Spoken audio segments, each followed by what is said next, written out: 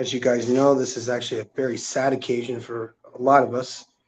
And what I'm doing right now is I'm basically going to invite guests that want to come into the chat or that want to come in and maybe give testimony of what it was like to be a friend or family or somebody like that.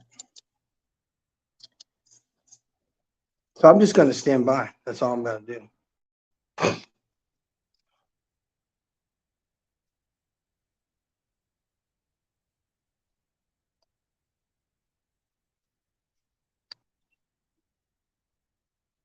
Got to do what I got to do.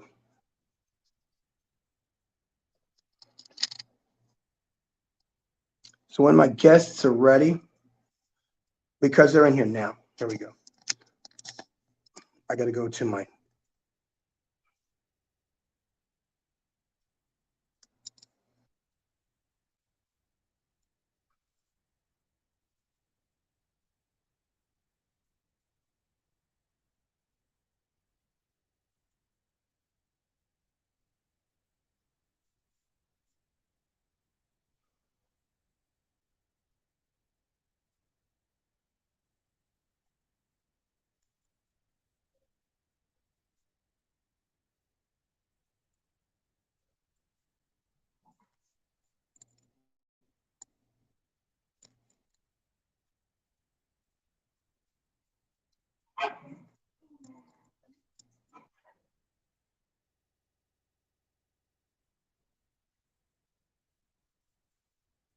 Oh, we're not having that.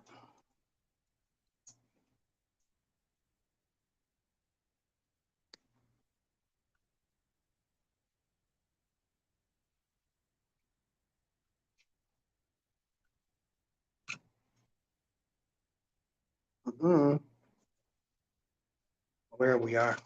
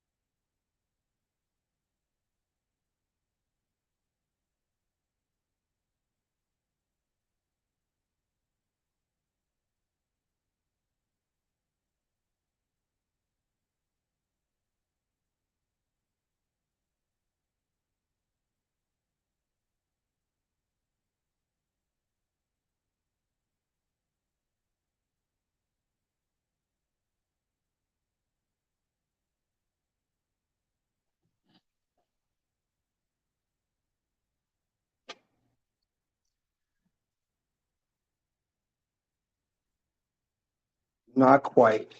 Not quite rejuvenated. Getting there. Okay, this was a hard hitting. This was a big one for me. I know many of you guys know I'm a foreigner here in Mexico, and um, I needed to have some rehabilitation done. So while I was doing that, volunteered for the fire service and became friends with one of the captains that was at the fire station. And he and I talked about every single subject from A to Z, 24 hours a day. And he taught me more things than I knew than I needed to know, more than I necessarily need to know. Not necessarily about, but just life in general. For the longest time, you know, as a first responder, your first thought is to, so when you see a person that is down and they need CPR, you're going to go and do the same movements that you've been trained to do and have no feeling whatsoever, just revive that person. You do this enough and you get good at it, you become one of the best there is. And if there's a way that you could train people in the world as good as this man did, he really needs a bronze statue put in his honor, because he's been able to train just hundreds and hundreds and hundreds and hundreds of firefighters and paramedics in Mexico. It turns out the guy's a very talented first responder. He was extremely talented. He had some health problems and, passed away 47. And he was one of my greatest influences since I was here in Mexico, because he taught me about things like double sentidos. Okay. So I'm going to speak Spanish to you guys. Little Espanol means little lección en español. Little lección en español. See, Captain Reséndiz was Capitan above me.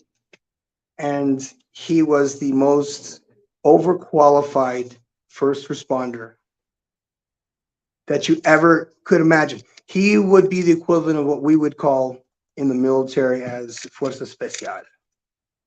So he would be on that level. And it's men like him that kept coming along. And then I'd meet other trainers like him. And, he teamed up with Ignacio and started their own school. And I was proud of them for that. It was really good. And so they started doing their thing, and this just happened. And, it was very devastating. But he has touched the lives of so many people from his own town, which is why I put this out here as a memorial for him, because he's helped me more than probably most people. But he was a genuine person. See, a lot of people that you meet in life are not honest. They're not going to have your best interest at heart. They want to set you up for failure. And a lot of those people are your own damn family. And he was a Sigma male, by the way. He was just one of these guys that you couldn't manipulate him. No matter what, girls, you couldn't manipulate this guy. And there's a lot of Sims down here, you guys. So he was one of these guys that did not have a simp bone in his body.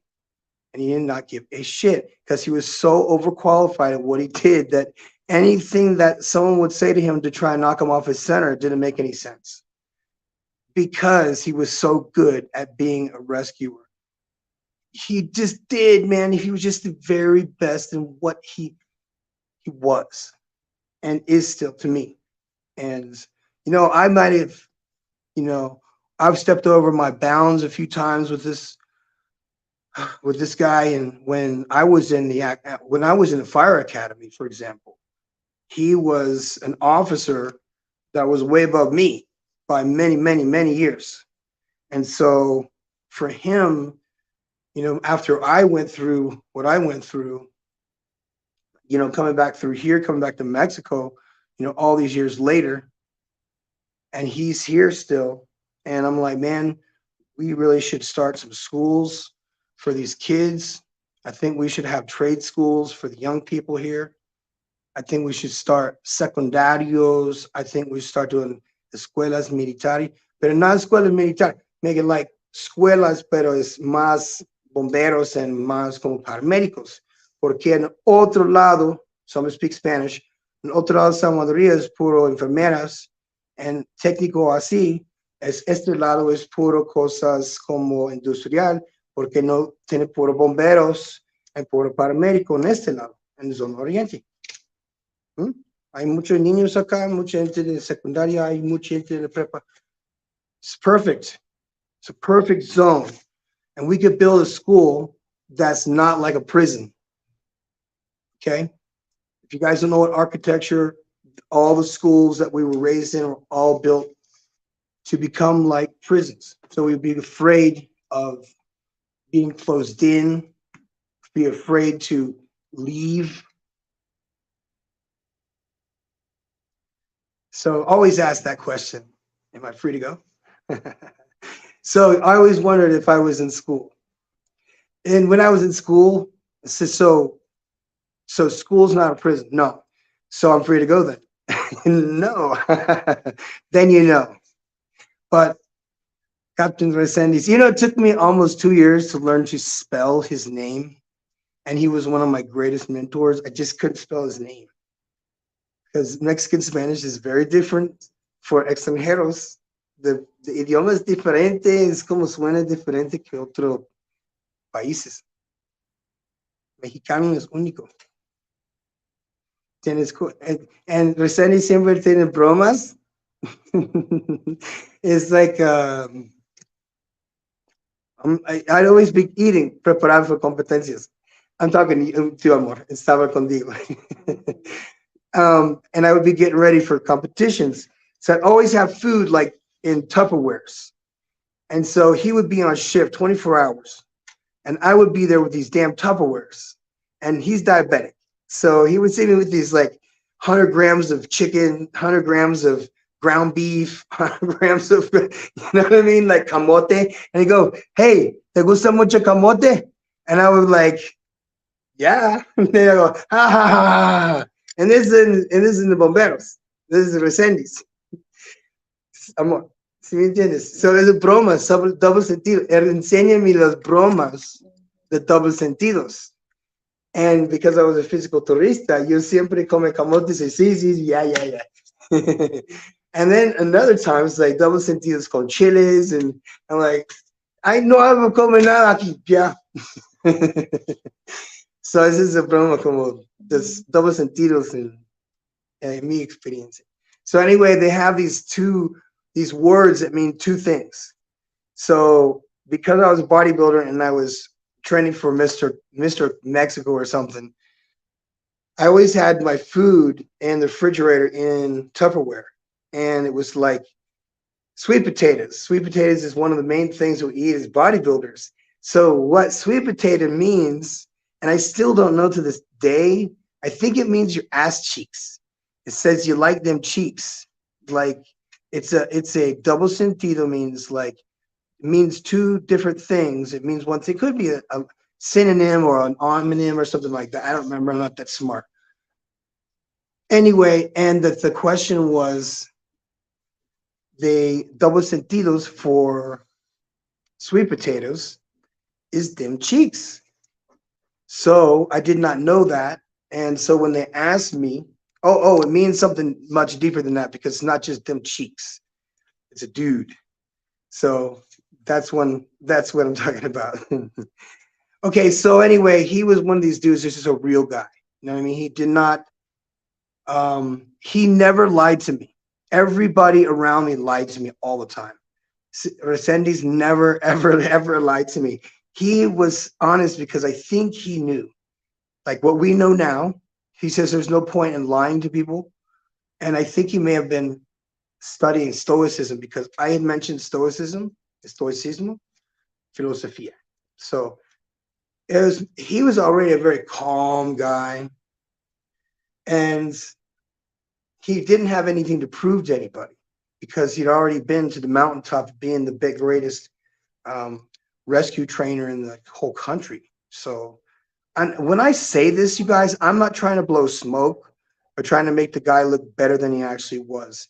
We are talking about world-class rescuers are down here in Mexico, as far as like earthquakes, terremotos, and desastres, because I worked in disaster preparedness in the military. That was my job in the military, was preparación desastres, yeah? You know, say. So that was my specific title. So anyway, this is exactly what these guys trained for in the event of an earthquake. Now, many of the people that you meet who are first responders, firefighters, paramedics in Mexico already have hundreds, if not thousands, of experiences with traffic, especially here in Mexico. If there's a highway, you cannot be prepared for the level of how many accidents happen every single week that involve a death. And on an average, we're talking about per small town, there's about 5 per week. So on average, they were just pulling up, and that was it, because everybody was just, because there's 18-wheelers, trailers, and every week there's always a trailer upside down. And every week, Reséndiz, yo, Ignacio, Comandante, and a chorro de otros bomberos is allá with all the equipment, block the wheels with the grua, Llama comandancia, todos en orden, seguridad. Boom. Poco a poco, de ¿cómo se llama? El hombre que manejas, the chauffeur, es entrapar in the cabin. Okay, so the chauffeur is trapped inside the cabin of this 18-wheeler. So he is inside of a crushed vehicle. Now, mind you, they connect all these chains so this vehicle doesn't roll over. And then they put these big blocks underneath.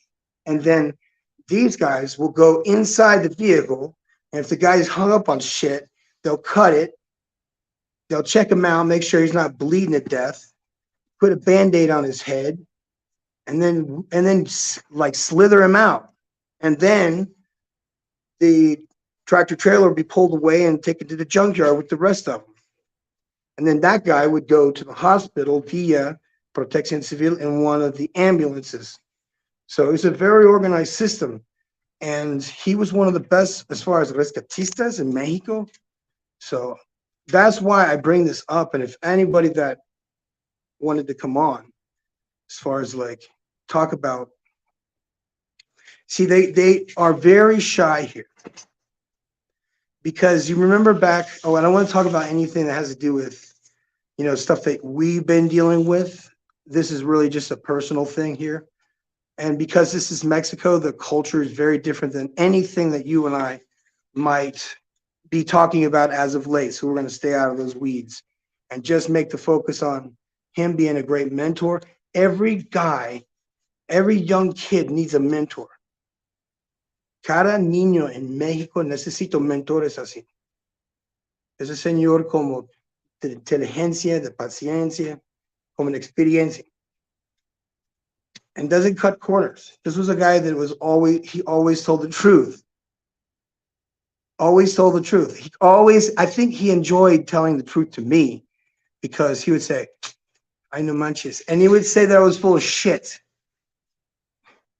So hearing somebody call you directly to your face, what you actually are, is a shock to a lot of people here. And he was one of the people that literally said, it's almost word for word from the movie The Matrix. But he always had phrases that would come to him like this. And anyway, he would share a lot of his experience. He was a very quiet guy. He didn't run his mouth a lot because he didn't have anything to prove to anybody. Because think about it. Let's just pretend that you go to the moon and you walk on the moon. After you're done flying to the moon and you come back to Earth, what more thing is there to do? You've already walked on the moon. And if anybody says, well, my dad went on a fucking mountaintop. Yeah, sorry about that. My dad went up on the Himalayas. He already went on the moon. So it's individuals like this who were in and of themselves Renaissance men. Not just to the degree of repetitive teaching and memorization, but practical hands-on training for what they call primeros auxilios, which is like first aid. And that's a necessary thing here in Mexico for every corporation has to have primeros auxilios for all of their employees. My pleasure, my friend. So this is a guy that he wasn't full of stories. What he would just do is every single thing. And you know what? Because he was way ahead of me, and he did not let me slide. I am so glad nobody let me slide. And nobody let me slide in any academy I ever went to. Because it was almost like a self-fulfilling prophecy. Every single time I felt like I couldn't do something, that I would figure out some excuse in my head to not complete the task.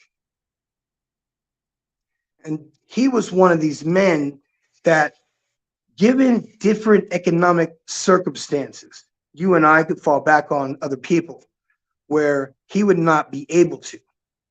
Like financially, you would just not have another place to live. And if you owned a car, if you were lucky enough, you'd be living in that thing. So needless to say, to see everything come to the way it did, you know, especially when one of your mentors, this is one of those people when it was a rock star of his craft. He was definitely it. And I was just hoping that people come by and say, bendición. And if somebody wanted to come on and actually give like some kind of verbal testimony of what the person was like. Because I fell apart earlier. I don't know how anybody else feels, but this is one of these people that, you know, was not like, it was more like a brother that I knew really well. Or it was a brother that, or maybe it was like a long lost cousin.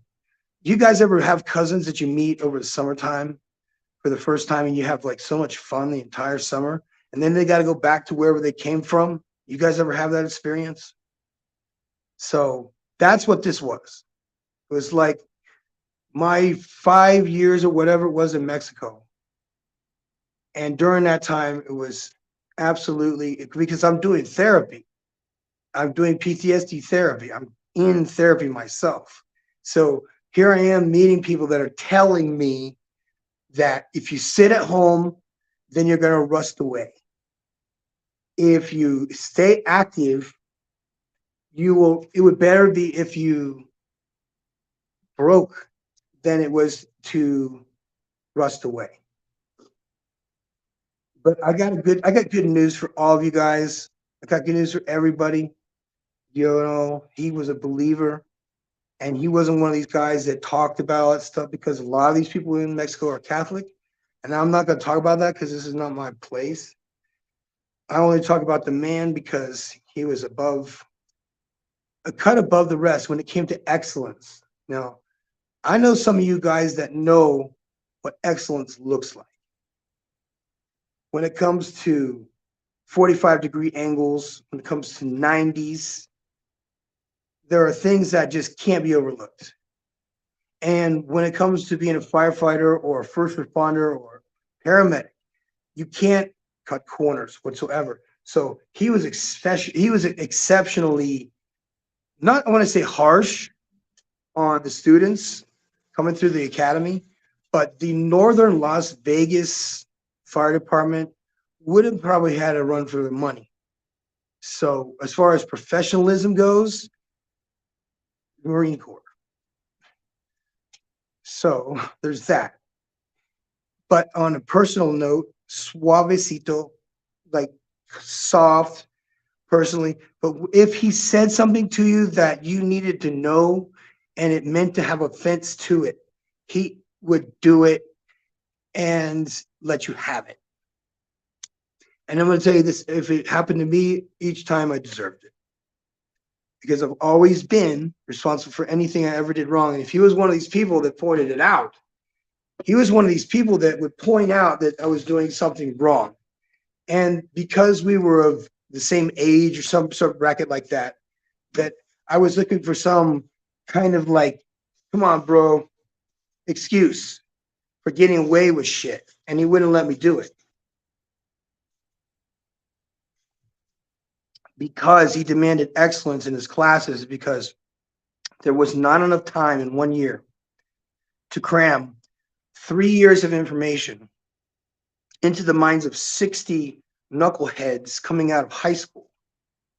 So as you can see, there's the separating the wheat from the chaff process, where you just, you know, where the first week or so is rough on recruits, because there's demanded of them more than there ever has been since high school, where someone will say, I haven't taken a test since I was in high school. Yo no tomo un examen desde yo soy de prepa.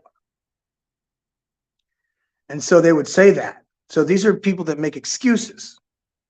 So he could see through all the BS. He could see through all my BS. Él puede ver mí como pantalla. No line to him. But he knew. And he knew that I was one of these people that he was one of these people that I knew. But he had faith in what nobody could see. This is a great story. I got to tell you. I don't want to talk about sadness. I want to talk about this guy. This makes me happy because I've been sad all damn day. And, you know, it's one of these dudes that didn't just give me a lesson. He had to take me through stuff because we're talking about two different languages. You got to realize going through the fire school in Spanish, they do things differently. They don't give a shit how you did it back home. That's for sure. And they don't care. So whatever, right? It's their school. They could do it however they want. And that's what made him unique, which sadly you can't reproduce that level of work ethic and those abilities. But the good thing is that he was able to teach so many guys in the new generations of firefighters. I know at least 11 generations of firefighters. 11 generaciones. No? Yeah, generaciones. And it's groups of men and women, mujeres y hombres, como desde los 90s, conocer. Like, when he was home, he was probably in high school in the prepa too. Right.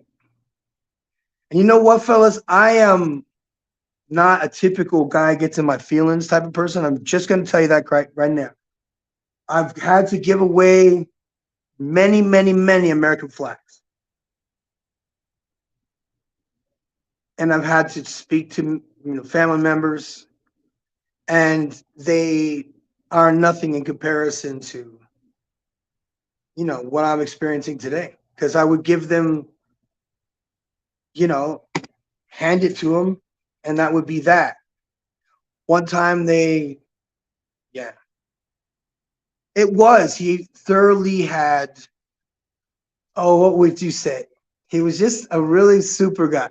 And you know what? He had the hardcore, but he was also this no nonsense.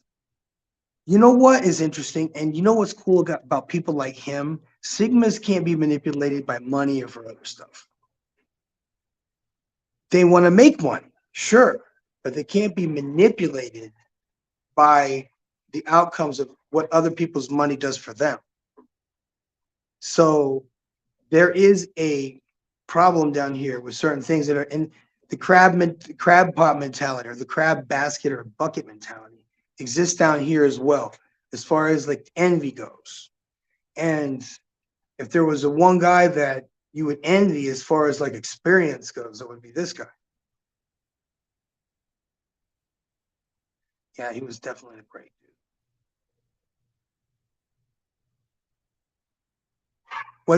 What my mind is a lot of people.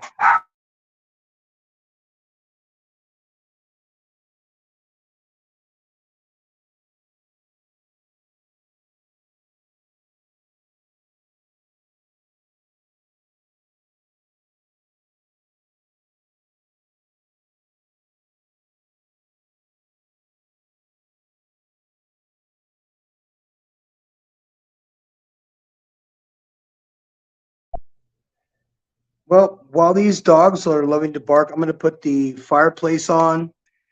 And if people want to, write stuff, it's fine. Because what's happening right now is that people are trying to decide whether or not what I'm doing is even appropriate. And see, what they don't realize is that this guy has been touched so many people over such a span of time. From all the way from Houston fire, all the way down here in Mexico. His entire life has been focused on becoming the biggest firefighting nerd in the world. And he had accomplished that. Now there are guys that are quick seconds, but nobody had a personality. And that's the thing about these instructors, is that they might be hard on people, but if they have no personality, they're really not that great, not very memorable. I can remember my worst teachers that were the rudest turned out to be the most memorable in my mind. Now, if they had been good for me and contributed to me academically the way this guy did for me, then I would probably be a PhD right now. But unfortunately, I'm not. I'm not even close to that. But you know what I did do? It was I was able to go through an entire year of school, go through a final exam, finish the exam before anybody else, and let the dog go and explode. Hold on a minute.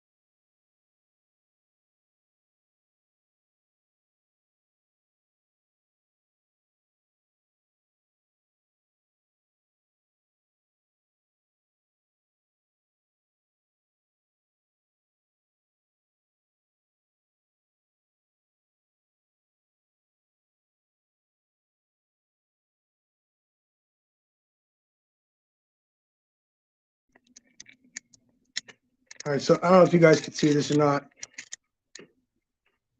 I do appreciate you guys chiming in because it's helpful because this is a small community of first responders that barely wanted to let me in the door. This guy here was one of those people who was a gatekeeper. He permitted me to come in. He's like, oh, this guy's not going to be wasting our time. He seems pretty intelligent enough to learn some things, so let's see how it goes. Plus, I was big as a house. Who's going to turn down a dude that looks like the freaking Incredible Hulk?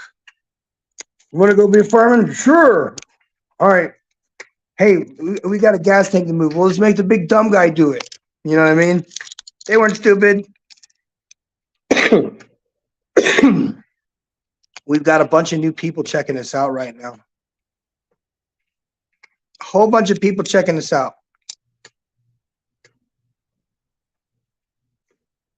You know what's happening right now? Right now, this man had his last service today at 8:30.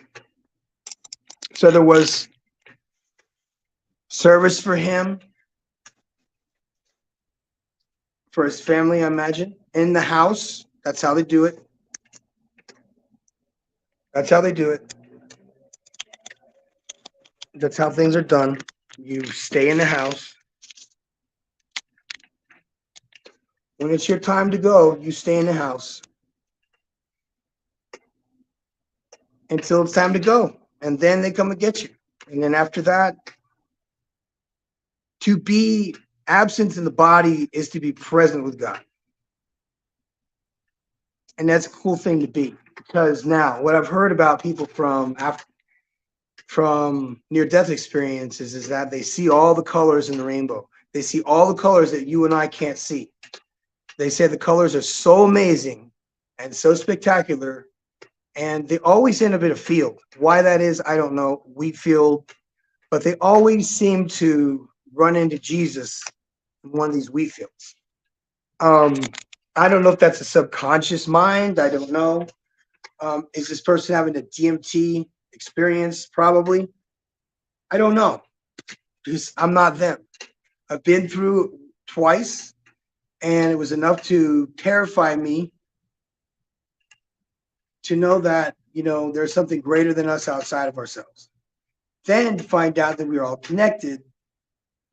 Then to find out that all these things, these horrible human feelings that we have, are infectious.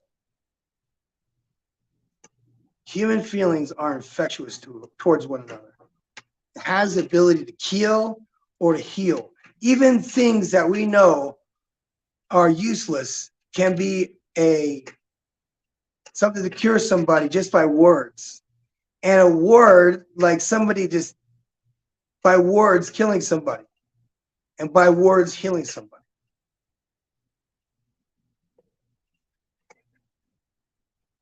Man, this is the best time to be alive. Because we know love is affection, but love as far as you and I have friendship, this is called filio, which is where we get the word Philadelphia.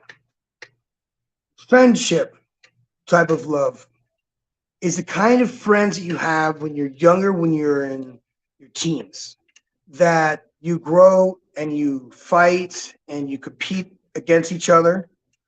But you really start to grow apart as your attraction towards girls gets stronger. And so you lose touch with some of these good friends that would have potentially been great friends for long term. But the thing is that friendships fizzle out. Now, women and children, for example, they hold on to what they assume to find as the feelings of spiked dopamine levels, serotonin, and adrenaline over periods of time. But we're not going to talk about that tonight because this isn't that kind of school. Okay. What we do have is heavy doses of DMT that goes off in our brain right before we go off to see the Lord. So what we're having is this dimension-changing experience that somehow, some way, that if we return from it, we will have a totally different outlook on life. If we return to the same dimension at all, because right now we could be talking about somebody who's in another dimension, living and breathing all over again. That's a good thought, right? Well, it could be. I don't know. I'm just some dummy on the internet. But this was a dear friend of mine. I would hope that he would go to be with the Savior, you know what I mean, to his side, to the bosom of his side, you know, because if a person is sick for that long, they want to be healed from that, you know, immediately. They're not going to know that they were hurt. They're not going to know that they were, you know, dying from something. They're not going to know what they were going through during that DMT experience that the brain has, or through that experience with God that they're about to have. And they're walking through some field, for example, and they suddenly see all the friggin' colors in the rainbow, and then they see their purpose in life. It comes to them in words, but it isn't words, and it's not gestures. It is that of things to come. These seem to be interesting because if we can go back and forwards in time and space, there is none. That means that everybody that we're talking about who is going to pass away in the future is looking at us talking about them in the past, which is mind-bending. We were actually talking about sometimes you can get the same, if you do meditation, for example, if you do meditation on a regular basis, you can have an experience inside of your brain that is so amazing. And I've had it one time. And these are one of these God moments. Hang on a minute.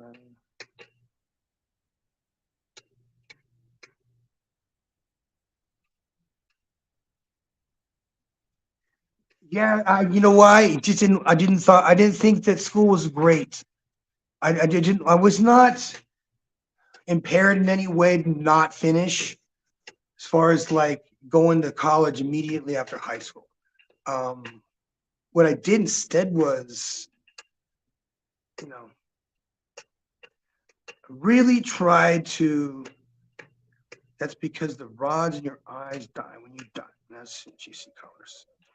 Well, if the supernatural event happens to us after we pass away, that means we go to see the presence of God, and you suddenly realize that all these differences in our backgrounds and religions were all correctly connected to things like mycelium that travels below the ground. Mycelium travels like a spider web, and those are the root systems of fungus. And they are the largest organism in the world because they go all the way from Portland, Oregon, up to the northern California, all the way down here to Mexico, under the ground. And it's all connected. U.S. men typically think that school is boring.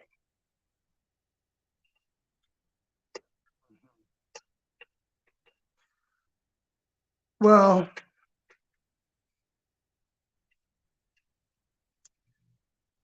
I'm past that, man. School is, well, it depends on what school we're talking about. Some people were able to get out of school and go to trade school and learn how to weld. That kept them out of prison.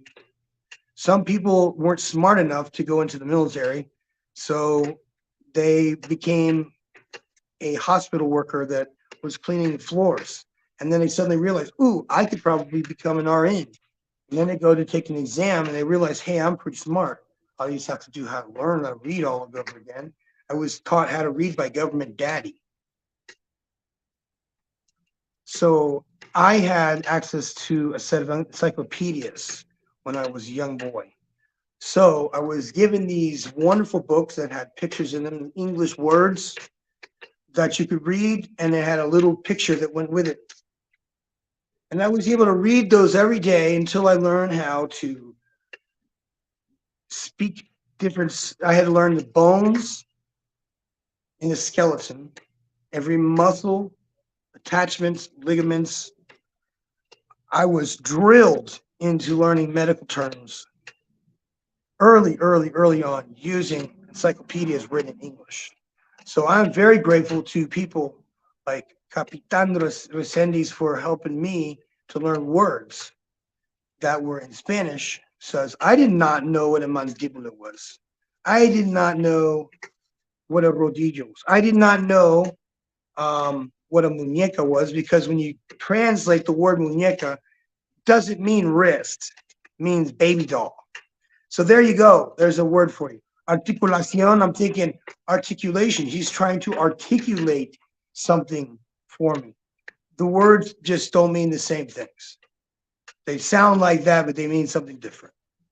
So as you can see, being a good mentor and able to communicate these things to the people that you are trying to train to retain that memory, but also have the background of the tutorial behind it.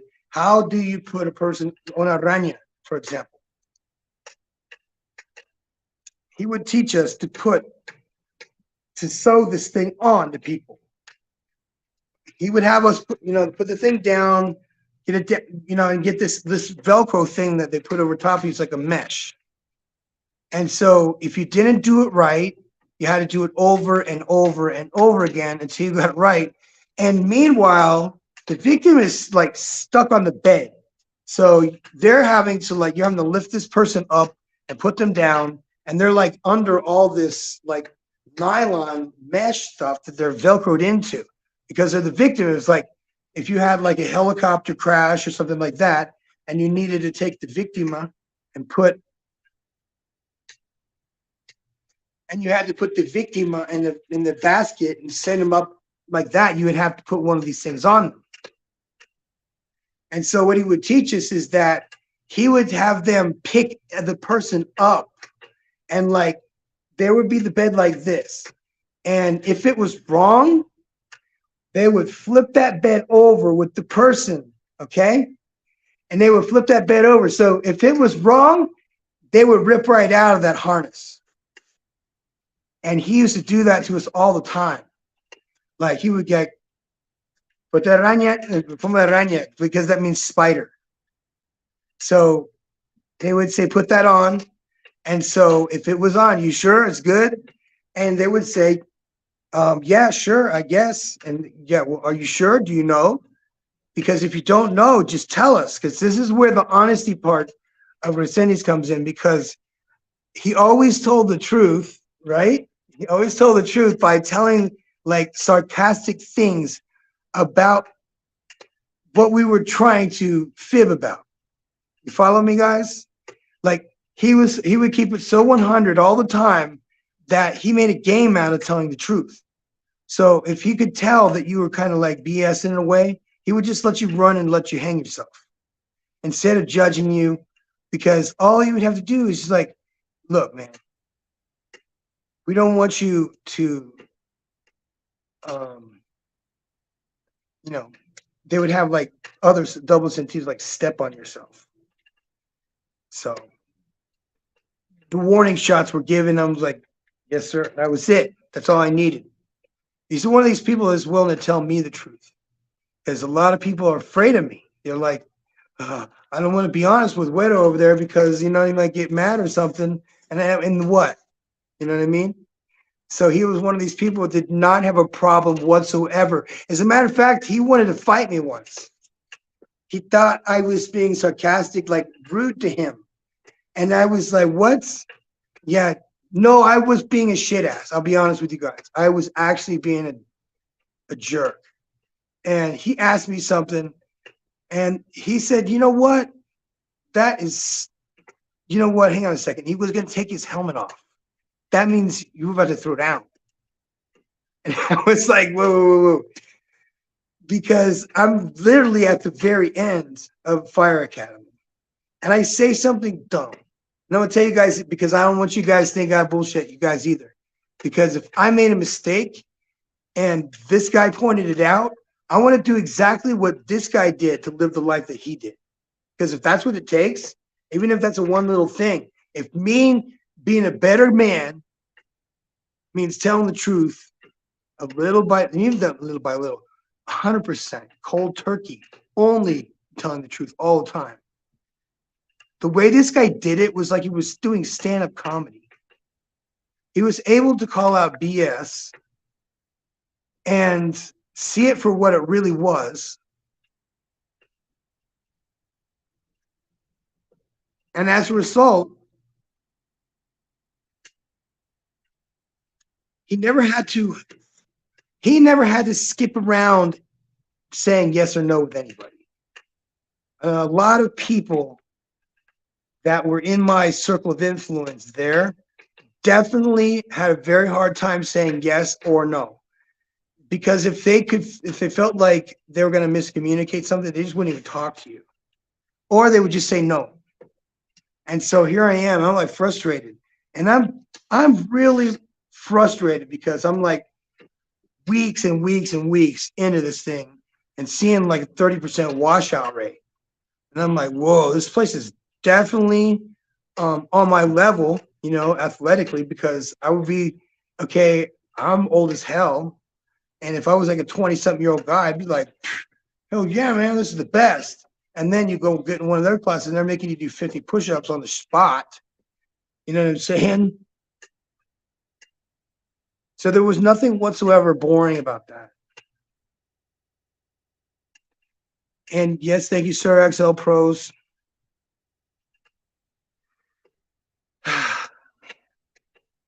I really let myself have it earlier, guys. This is a man that was one of my greatest influences of, as far as like teaching me practical things about being in Mexico as a foreigner with the fire department, as a volunteer, and doing things just because. He and I were doing something and we were driving around and there was a dog that was down inside the sewer. And there's like this girl and her dad's out there and they're like freaking out because there's water. Like it's like, you know, it's probably like a 4-foot canal. And the dog is sitting there on the ledge like this. Reséndiz goes down inside the canalización. He goes down inside the sewer, which, by the way, is like wall-to-wall cockroaches. Okay? Cucarachas. Wall-to-wall cucarachas. And Reséndiz is down in there para rescates de perrito. Okay? And he gives me this perrito. And he's got cucarachas on his guantes. And now I have to take this perro to this thing. And it's like water, un chorro de agua. Así. And then Es bromando, me dice, el próximo es tuyo. And then literally like, not even like 10 días, otro perro. Mismo cosas, y yo soy allá con los cucarachas también. So sí, está feo.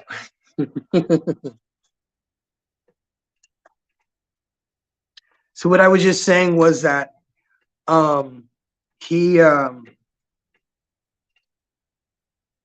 we rescued a dog that was inside of this 4-foot tunnel, and it's like there's a ledge, this little tiny ledge, and the dog is there on this little ledge inside this 4-foot chamber where this flood water is coming through.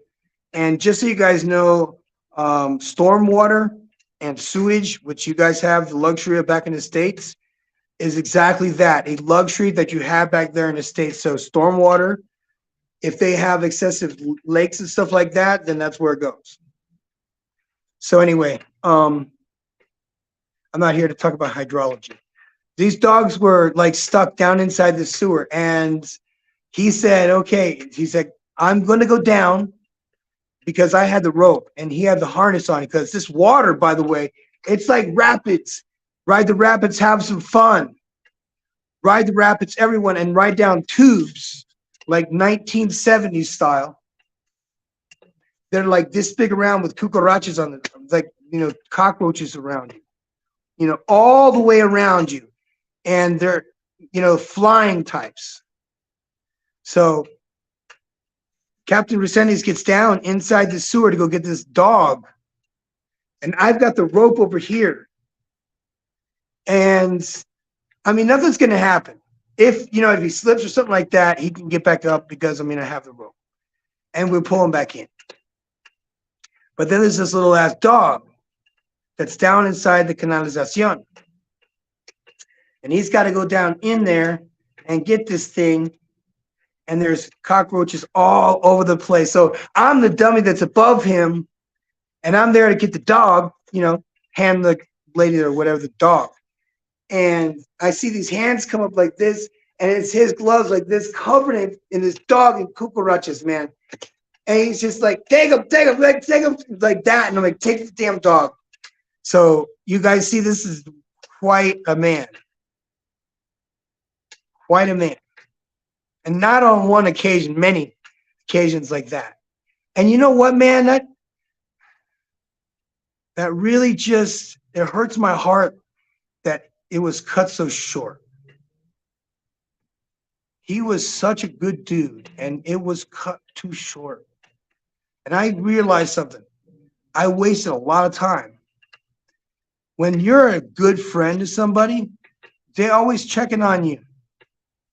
Every couple of months, even if you don't see him or you don't talk to him in a while or whatever, the dynamic of your work environment doesn't allow that, then you're going to gravitate towards people who are like-minded to you. And if that means that you're up here, you're going to gravitate towards people who are doing better than you or average. And if you're the one that's doing the best, then you need to get somewhere else and be around better people that are doing better stuff than you. People are taking hard tests, because the days of I've got the the diploma, and that the world is about to, as we know it, is about to change dramatically. And the skills that this man passed on to me, I have insisted, like a man with his hair on fire, that we should increase the amount of firefighters that exist and that are trained to put out fires, stop gas leaks, stop electrical fires, and to do basic trauma. Just knowing how to put a tourniquet on, or even having a tourniquet when there's gunfire, to know how to put a tourniquet on. Someone asked me, what is the purpose of learning these things? Why would you teach the kids?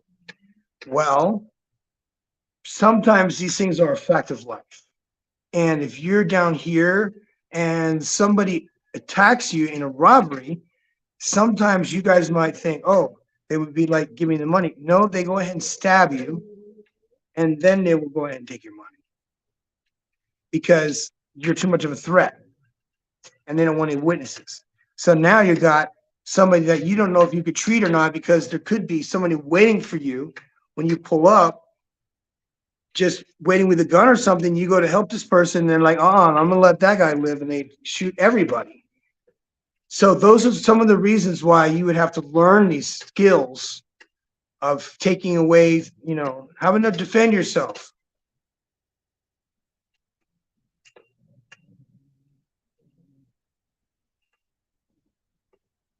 Push-ups, my favorite exercise. Well, push-ups, you should be in shape before you get into the fire service.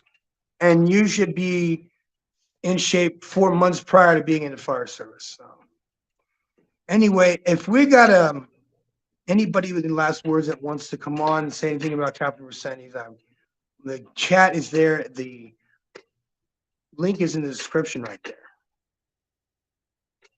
DeBell, how are you doing, sir?